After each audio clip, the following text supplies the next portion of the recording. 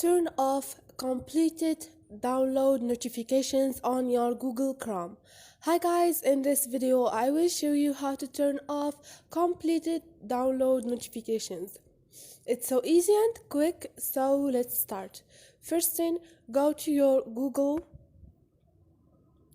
Now click on those 3 points up there and click on setting.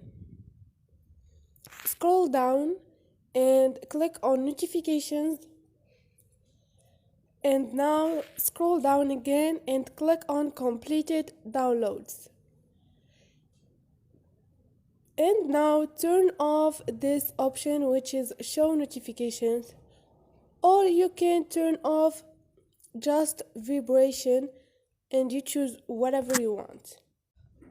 Hope this video was helpful to you, and if you liked the video, don't forget to subscribe and like.